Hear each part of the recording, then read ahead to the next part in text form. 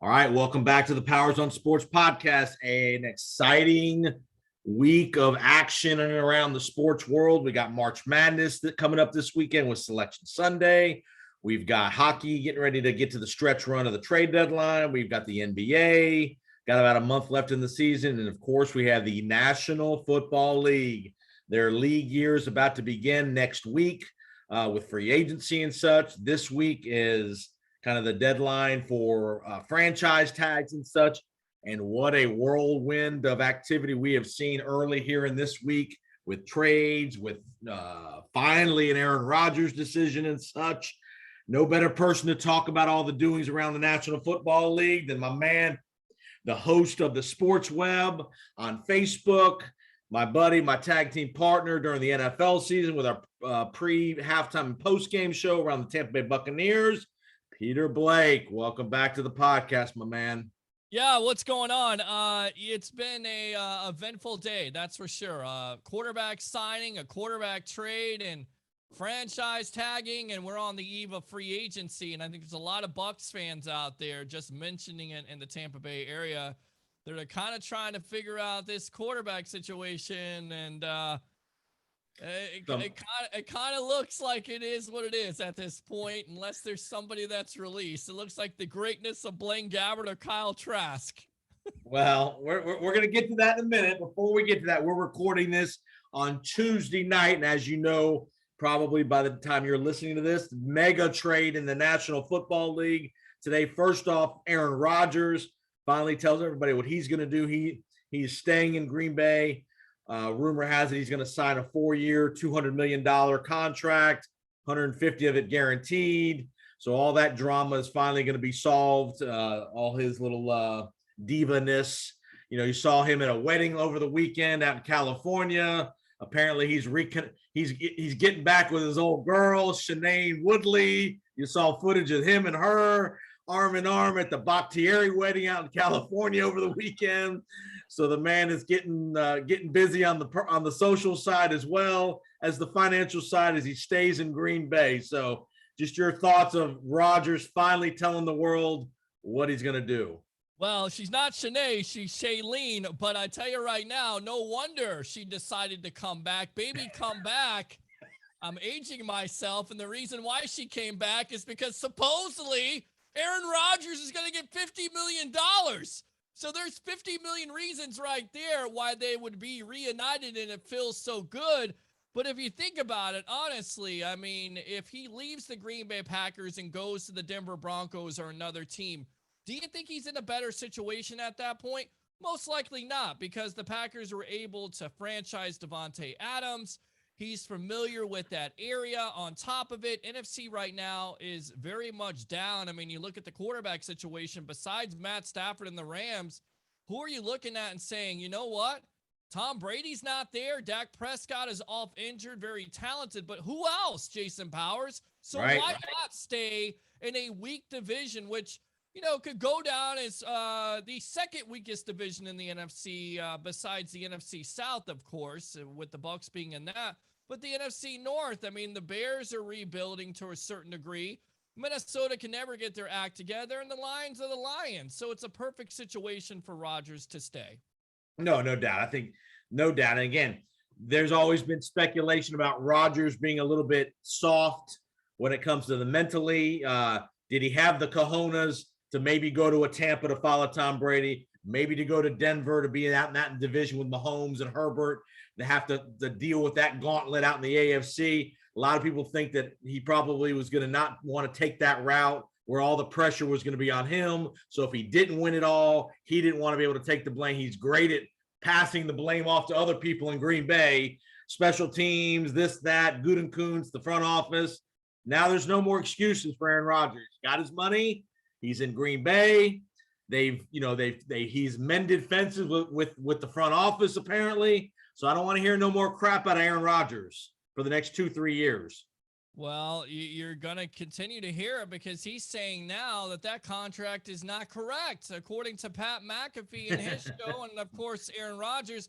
And, you know, at the end of the day, the narrative has been Aaron Rodgers is about Aaron Rodgers, and I get that. But the contract makes it even look that much worse, and I get it. Get your value.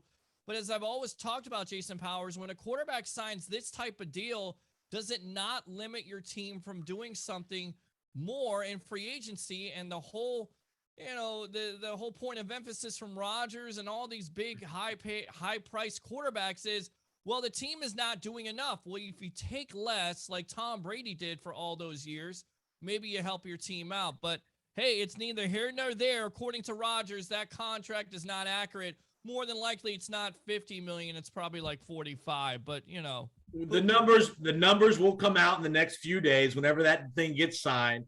The key numbers are not necessarily the overall value, is what is the cap hit each year. That's what the key number is with the cap, is what is the hit in a particular year. I'm sure they've probably figured out a way to kick the can down the road a little bit, where the biggest hit's probably going to be in the year 4 and 5 of this deal, where it's going to be a balloon payment of $70 million, knowing he'll either retire, though, whatever. So there's probably a way that they've structured this where he's getting a bunch of money on the front end, but it's not going to be a devastating cap number on the back end, but we'll see. Well, the key number is, how many Super Bowls have they won? Yeah. Since his first? 0. Right. They won 0. He's terrible in the NFC Championship game, and I get it, the conference is weak, so maybe he gets over the top and gets back to the Super Bowl. But, his postseason struggles, are they going to change? Are the Packers going to get him more? Do they have enough? Do they have enough defensively? Does it change anything? You hope all these questions can be answered by this one contract, but at the end of the day, it's not. Because remember, the Packers were way over the salary cap before this deal even was in place. Sure, this deal probably is going to help that cause a little bit, but because remember, fans, every team by next Monday has to be at the salary cap. You cannot be over the cap when the new league year starts. So you're going to see a lot of restructured deals. Guys get cut this week. You'll see a lot of that stuff this week. And you've already seen Dak Prescott's done some stuff. Other guys have made some, restructuring, things like that. With whatever your team is, you will see your team do some restructuring to create salary cap room, because you cannot be not $1 over the salary cap. And most teams, you want to be under the salary cap significantly so you can make a move or two in free agency. So you're going to see a lot of moves this week all around the league by teams either cutting guys that they know they're not going to re-sign, i.e. Zadarius Smith, those kind of guys in Green Bay, or restructuring contracts of guys that you want to keep so they can kick the salary cap road down the road. So let's get to Denver. The mega trade with the Seahawks and Denver Broncos today. Russell Wilson goes from Seattle to Denver for 2 1s, 2 2s, Drew Lock, Noah Fant, and Shelby Harris. Your initial thoughts when you heard the news? Well, I mean, look, Denver is trying to make a trade. Obviously, they think they're in the position right now to compete in that division. It's very tough because, look, you got Patrick Mahomes, you got Justin Herbert, of course, you got Derek Carr. So you would have to say, Russell Wilson's probably the 3rd best quarterback in that division, but they think they're ready. They think they have enough. They gave up a lot. Seattle's looking to rebuild at this point. Yep. Who knows? Drew Lock is very young. He's got potential. Is he the answer? We don't know. Maybe it's a change of scenery. But you know what? The Seahawks got a couple first-round picks, got a couple second-round picks, got a couple players. So they definitely help themselves out for the future. Seattle's not going to be able to compete, but they're going to be able to rebuild. Denver thinks they're going to be able to compete. And you know what? Russell Wilson's a pretty damn good quarterback. So for Denver, if it works out, and what's the plan there? Because John Elway's still been trying to find that quarterback since Peyton Manning hasn't been able to do it. So is that the answer to this question? You hope so for John Elway's sake and the Broncos' sake, because if not, more than likely it's going to flop again and you're going to be looking for a coach in 2 to 3 years. So that's not give them credit. They went for it here. This is a great trade I think this is a great trade for both teams. I think Denver, you have a good enough defense. Your offense has been the issue the last 3 years. Say what you want to say. You got a championship quarterback. And one thing we can say about Russell Wilson, he is an elite quarterback. The protection he's been under and the duress in Seattle with the offensive line play has been putrid in Seattle. So if this guy can stay upright, kind of like what we said with Tom Brady and the Bucs, If this guy can be kept upright, he's an assassin. He can throw the football, and they got weapons on the outside. Cortland Sutton, Tim Patrick, Judy. They got another good tight end who was a rookie last year, had a good year at the end. But they got players. They got a good running back in Javonte Williams. So, again, something else he really didn't have a whole lot of in Seattle, too, was a consistent running game. They've got the pieces in Denver now. Well, going back to it, though, maybe that organization would have, a little bit more flexibility if Russell Wilson took less, right? But you're exactly right. You're absolutely correct with, that assessment. But now with giving up the 2 firsts, 2 seconds, the 5th round pick, whatever else in the players, does that say right now the onus is not only on playoffs, but also Super Bowl or bust? Because I don't know about Super Bowl or bust, but you want to be in the mix. You want to be in divisional playoff games, hosting home. I mean, remember, you're in the most brutal division in football now. Mahomes, Herbert, even the Raiders with Derek Carr. That is a brutal division.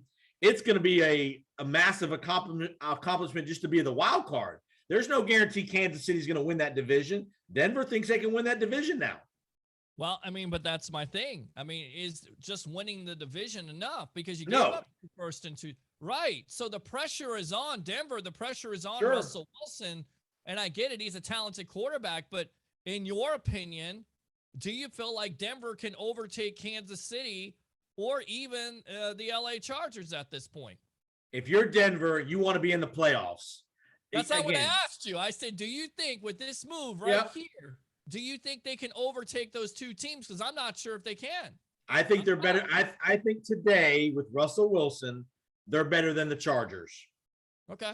Now, Kansas City's debatable. Again, you have Mahomes, so it's hard to bet against Mahomes in that kind of scenario. But Denver's played the Chiefs pretty well defensively the last few years. They just haven't had the trigger man to score enough points to be able to beat them.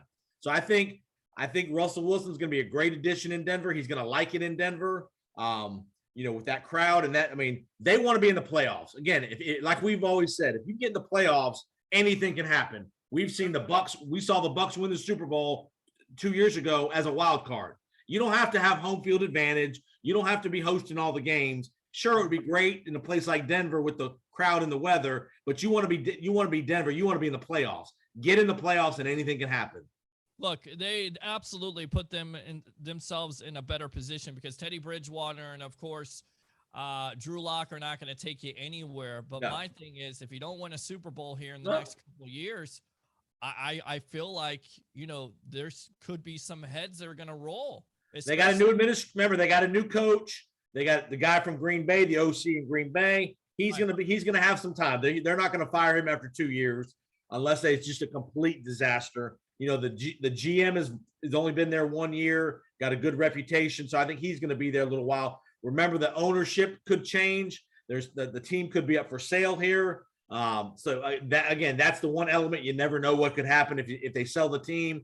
Peyton Manning's name has been mentioned as a potential owner, an ownership group kind of deal with that organization, but who knows? I want to get to Seattle. Well, wait a minute now. You forgot the other ownership here. The Yeezy, Kanye West, and Antonio Brown. What about that ownership, Jason Powers? Come on. That's going to absolutely drive that stock to the moon with both of those guys running things, huh? Come on now. The price of entertainment just went up. Just make a reality show at this point. But you know what Denver thinks? They're going back to the blueprint of what the LA Rams did last year. Yes. They think it can work. And who knows? Von Miller was teasing it. Maybe he could return to the Denver Broncos. Maybe there's some recruitment by Russell Wilson. Maybe there's some players that want to play there. So we don't know how it's going to turn out. But at the end of the day, when you're trading 2 firsts and 2 seconds and the 5th round pick and multiple players, you better win a Super Bowl in the next couple of years. Have they made themselves better? Yes. I'm just not sure if they're one of the top teams in the AFC yet, but we shall see, Jason Powers. Let's look at it from Seattle's point of view. I think it's a great trade for Seattle. They weren't winning with Russell Wilson the next couple of years. They weren't going to be a major player. If out of those 2 1s, 2 2s, and 3 players, if you can hit on 5 out of those 7, either players and combination of draft picks, that's a hell of a deal for Seattle. That's a Herschel Walker kind of deal if you're the Seahawks. And again, if you're Seattle, you probably use one of those 2 first-round draft picks this year and draft a quarterback. Kenny Pickett, Malik Willis. You probably draft one of those guys, I think. Not this year. Not this year. What you do is you build that lineup. Okay, you build that offensive line. You get all those pieces.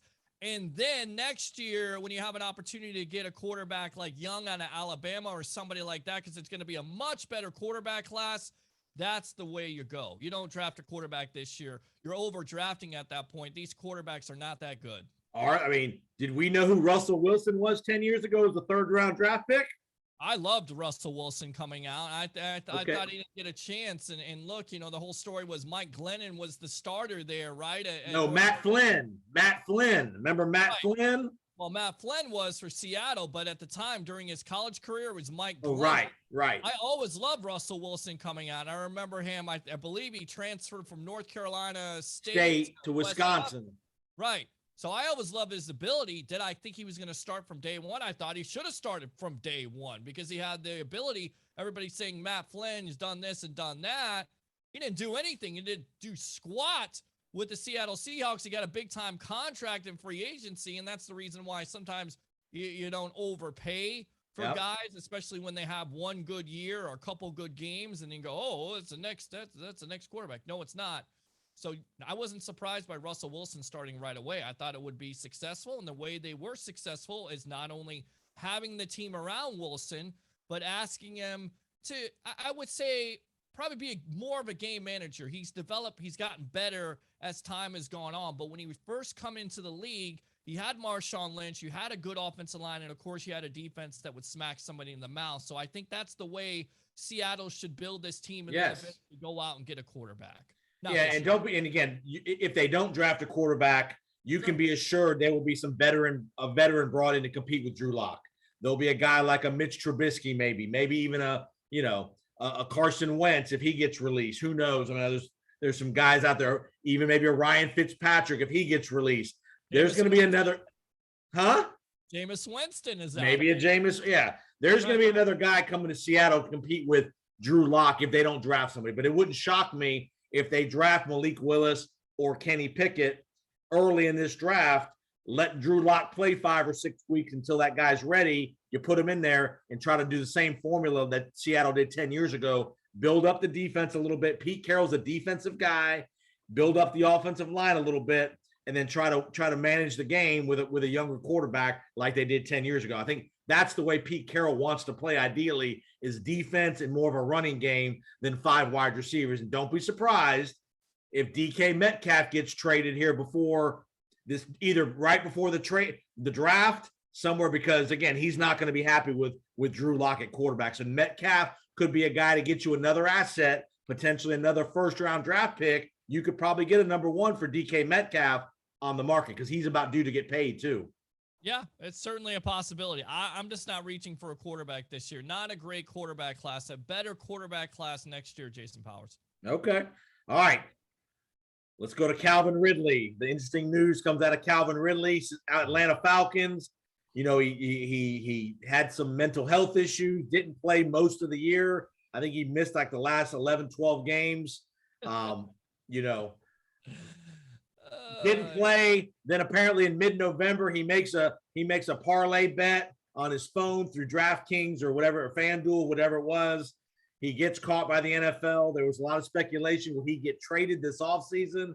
I guarantee you that when the news came out in February that the NFL had an investigation, I guarantee you the first call they made was to Arthur Blank saying, hey, we think we got an issue here with Ridley. Do not trade Calvin Ridley. You are not allowed to trade Calvin Ridley right now because we've got a serious situation. Just your thoughts in general about the policy about gambling with players in the league. I mean, you can't have it. It's got to be zero tolerance at that point. And the NFL was right in suspending him. And, this genius decided to go on his app in Florida, of course, with the Hard Rock app, use his real name.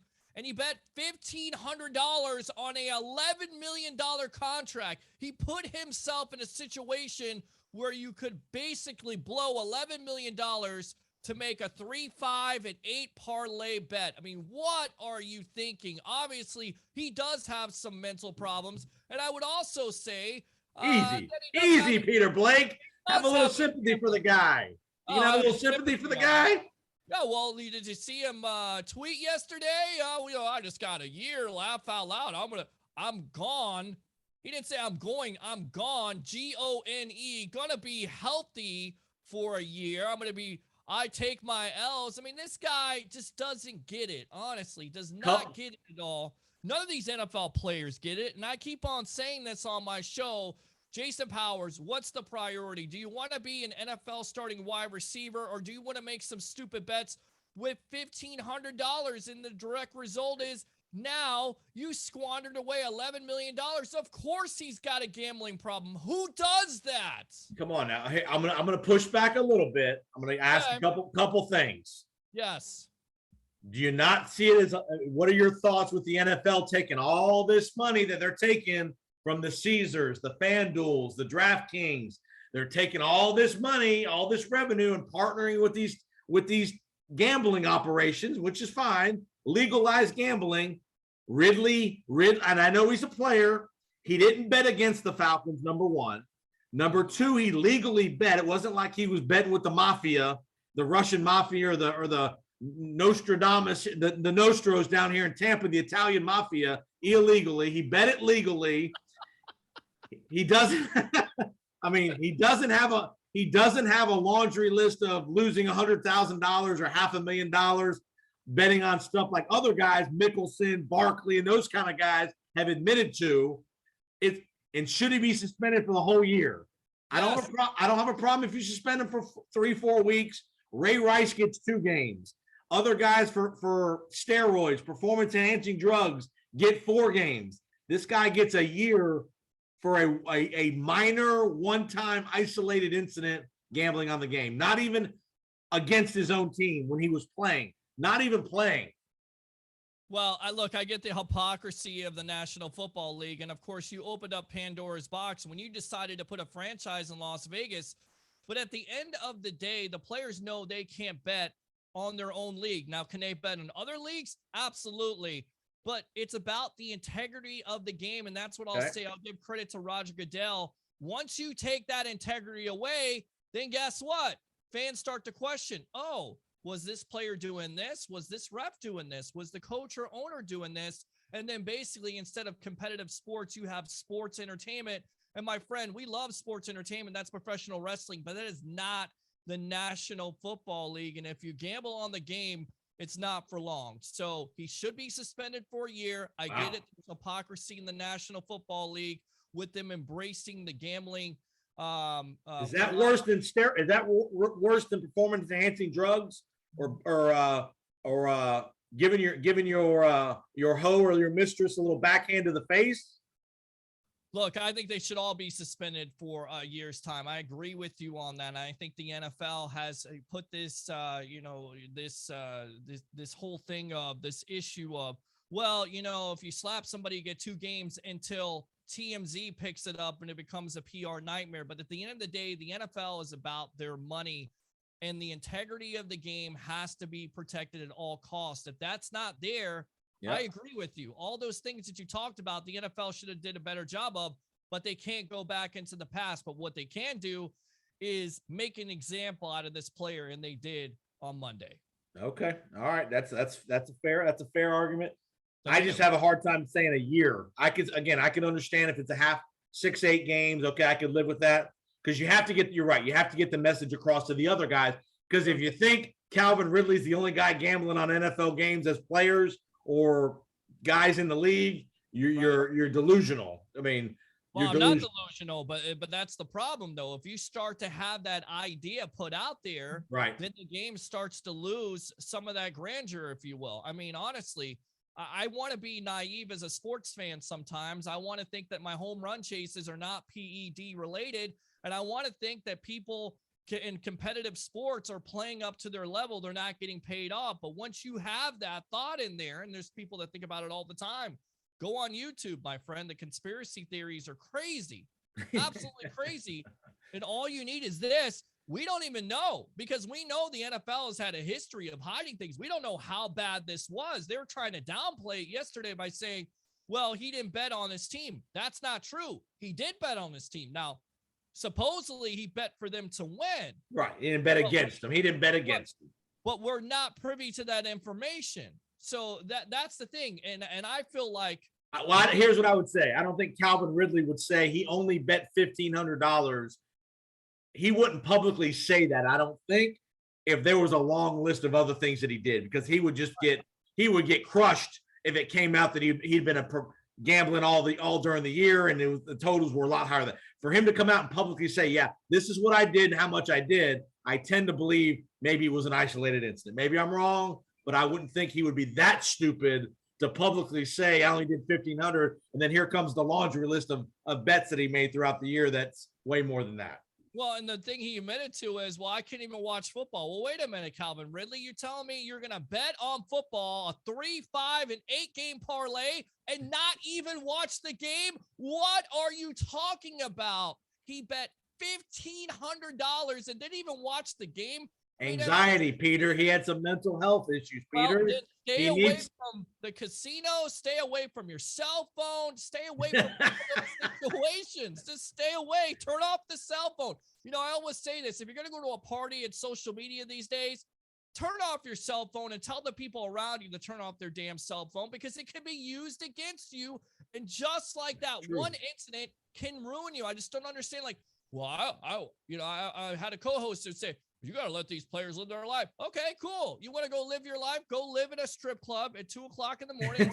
Nothing good happens. You know, Alvin Kamara, gallivanting around. I got to age myself there with that term. Gallivanting around in Las Vegas before the Pro Bowl. You know what happened? He got into a fight. And instead of his boys having his back and take him away from the situation, they joined in like knuckleheads. So that's the reason why Mr. Kamara is going to have all that money that he supposedly won in Vegas, or all the money he had in his bank account. He's going to have to give back to the NFL. You know why? Because he's going to be suspended because he's stupid. That's why. And he put a target on his back. What's the priority? Do you want to be an NFL athlete? Do you want to be a sports athlete? Or do you want to be a knucklehead? All right, I'm going to give you one more scenario here. Yeah. So we suspend Calvin Ridley for a year. Yes. What is the league going to do to Stephen Ross if they found out he made any kind of semblance of offering Brian Flores money to tank games? Does he lose the franchise? Him and Daniel Snyder should both be losing their franchises right now. And that's the problem with the NFL. I mean, you look at the Washington football team situation with all those allegations, they should have took the franchise away. But of course, you know, he's a part of the good old boy network. He's making all those owners money. And Stephen Ross should have the same thing taken from him. He should have that franchise taken away. Complete disgrace to be an owner and tell a coach, hey, if you lose these games, I'm going to pay $100,000. And people are laughing at, well, the coach should have taken it. No, it's called competitive sports, you idiots. And if you take that away, it becomes sports entertainment. I don't want to watch WWE or AEW on Sundays. I want to watch competitive sports. Stop it. Yeah, that's a great point. The only thing I don't like in this situation, as well as like the John Gruden situation, they may be guilty of what they did, and I get it. But if you think Calvin Ridley's the only guy gambling on football, and the NFL probably knows more guys, and if you think John Gruden was the only guy involved in all that email stuff, he's the only guy that gets punished. When those are the only two guys that are kind of scapegoated in these two scenarios, that makes you wonder a little bit about the NFL and kind of how serious they are about it. Well, I mean, it comes down again to the bottom line. If TMZ or a foundation or organization picks up on it, or there's a group out there that decides to protest, that's when the NFL takes action. Until that happens, they really don't give a spit. Right. That's it. They really don't. I mean, that's what it comes down to. And the consistency of their decision-making when it comes to sexual assault off the field or domestic abuse is disgraceful. It's completely disgraceful. And you're exactly right. A year suspension for somebody that gambles, I agree. But you have to protect the integrity of the game. In that same breath, you have to suspend that guy for a year. Deshaun Watson shouldn't be playing a game this year if he's guilty. There's 10 criminal complaints, and I'm just amazed at how many people go, well, you know, there's a team that could trade for Deshaun Watson. He's got 10 criminal complaints. What are you talking about? Of sexual misconduct off the field? I mean, have we lost our damn minds at this point? you got to have some morality at this point. I'm getting on my soapbox, but I feel like, the NFL needs a little bit more of that. Peter, do you want a team full of choir boys? Come on now. I mean, look, you bring a quarterback to your community. I agree. That's gonna be the interesting thing. We're gonna get to some quarterback situations here in just a minute. But you're right. The team that rolls the dice on Deshaun Watson with all the stuff looming, that's going to be an interesting case study in PR and in public perception and community, how that, especially if he gets convicted of anything or settles a civil lawsuit where he's writing checks to people, to women especially, for the complaints that are being alleged against him. All right. You listen to Peter Blake, host of the Sports Web. I'm Jason, Powers on Sports Podcast. Peter, give the audience a quick little plug where they can find you.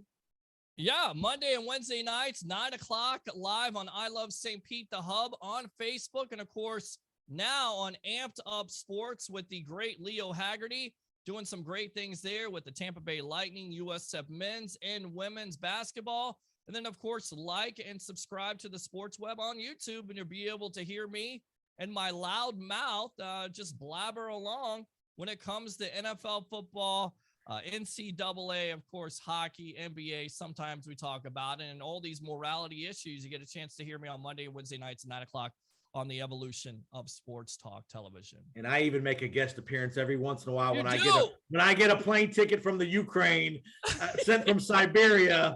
You want to be on tomorrow night? We got to get you on tomorrow night because we got lots of things to talk about, my friend. We might do that. I appreciate it. All right, let's get to some on-field stuff. Sure. Tuesday, March the 8th was the franchise tag deadline. We're just going to go over a couple of the notable names. Chris Godwin for the Buccaneers gets tagged. Devontae Adams gets tagged. Gesicki in Miami, the tight end. Dalton Schultz, the tight end in Dallas.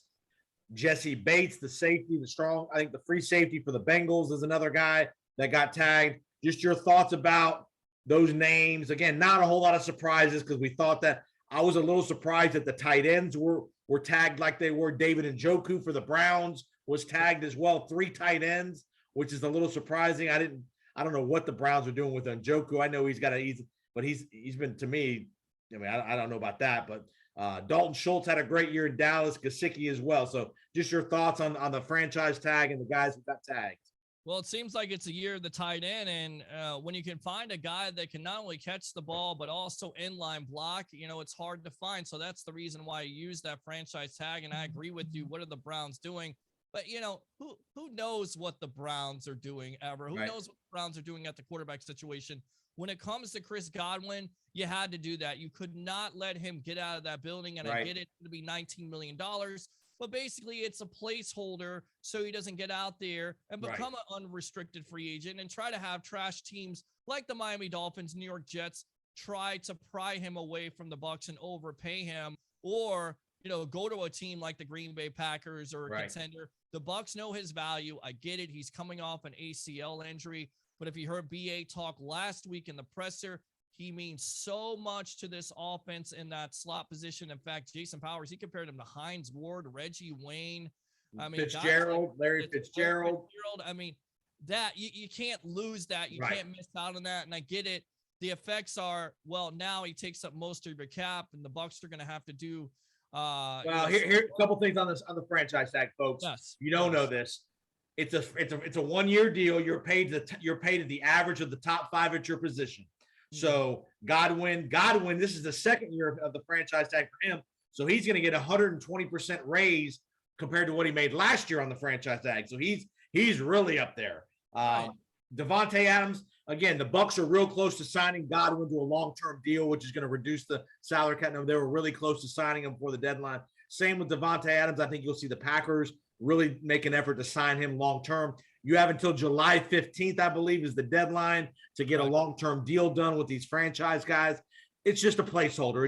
It's a stall tactic, basically, for the franchise to be able to say, hey, we got 3 more months or 4 more months to negotiate if we want to sign them to a long-term deal. I think those 2 guys for sure you'll see sign long-term, get the salary cap number down and more manageable to keep it, because again, you don't want a $20 million receiver up against the cap this year. That's not good for business for anybody. So, but good moves by both teams. I think, again, Rodgers and Adams are tied at the hip. that was going to be a package deal. You knew that was happening. Godwin, like you said, he's 26 years old, prime of his career. He's got another 5 or 6 elite years in him. Everything says he's going to come back from the knee injury. The tight ends, again, Schultz, Gesicki, and Njoku. Who knows if they signed long-term deals or not? Who knows? The salary cap's going up every year, so maybe $10 million for a tight end. We think that's too much money, but really, if the salary cap keeps going up, that's really not a ton of money for a potentially elite tight end. I don't think Njoku's elite, but I do like Gesicki and Schultz much better. And I think also it's a case of, well, you know what? The body of work hasn't shown enough, so why not sign him to a 1-year deal, see if he's productive. If he is, prove it. Go ahead. Right. Prove a deal. And if he is, then we could sign him to a long-term deal next year when the salary cap goes up, or we can cut our losses. A lot of people crying about, well, Chris Godwin deserves a long-term deal. Yeah, he may, but at the end of the day, the Bucs also have to do business, and they have to figure out this cap situation, because right now, according to Over the Cap, they only have about $2.7 million. Right. So they're going to have to make some moves, do some restructures, and move some things around. That's not to say they're going to miss out on a Carlton Davis, but you know what? Maybe they didn't want to pay Carlton Davis $17 to $18 million for a guy that's off injured and is not as productive. Now, can he be one of the top corners in the league? Absolutely. You shut down wide receivers, but he hasn't done it consistently enough. Yep. And that's the thing with Godwin. He has done it. He's important to this offense. And then on top of it, he's not an idiot or a moron like Antonio Brown. I mean, Jason Powers, you've got Mike Evans, who's not a diva, who's a professional, and you've got Chris Godwin, who's the same way. You can't. Perfect combination.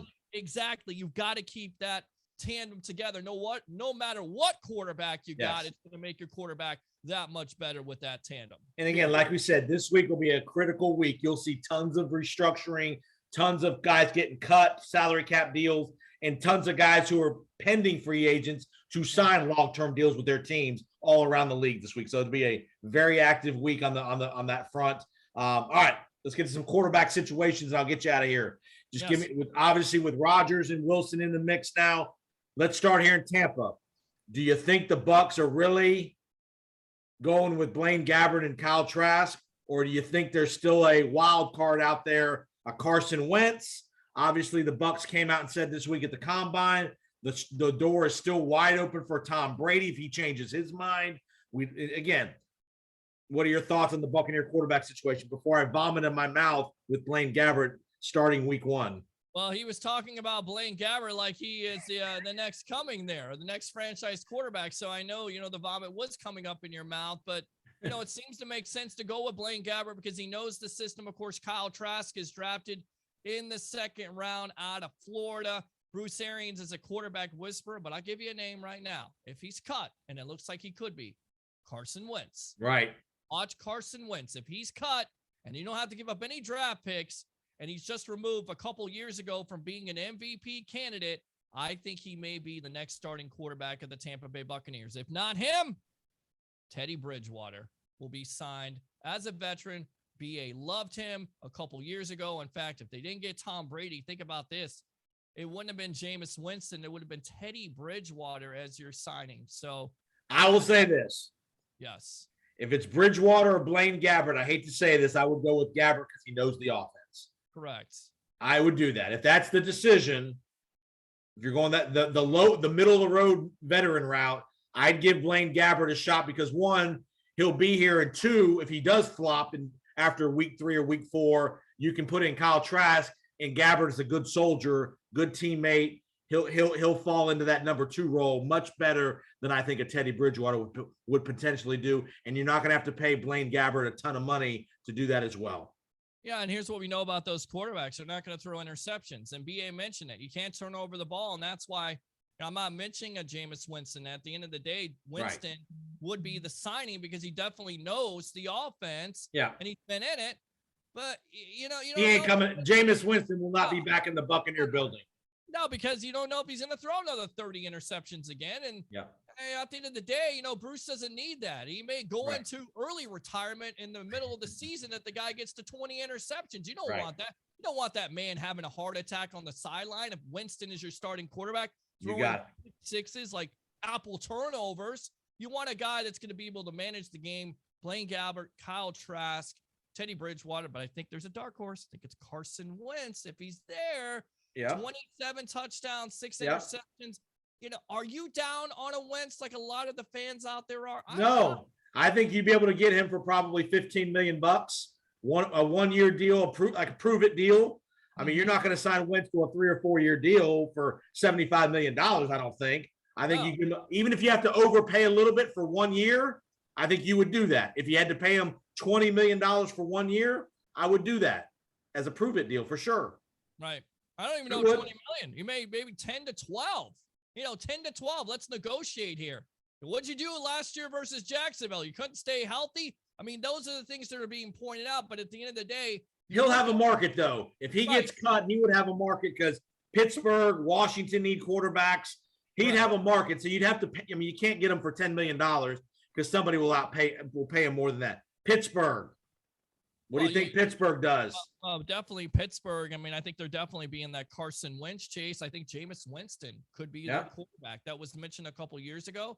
I certainly think that may be a fit there. So Jameis Winston. Teddy Bridgewater kind of guy? No, Bridgewater works for Pittsburgh. I think more Winston than anything else. I think you could see Bridgewater maybe in New Orleans. He's got history in New Orleans. Absolutely. He knows the staff. He knows the front office. They like him. They're going to run the same offense that he was in when Peyton was there. I could see Bridgewater back in New Orleans. And who you see with Washington? Mitchell Trubisky. Oh God.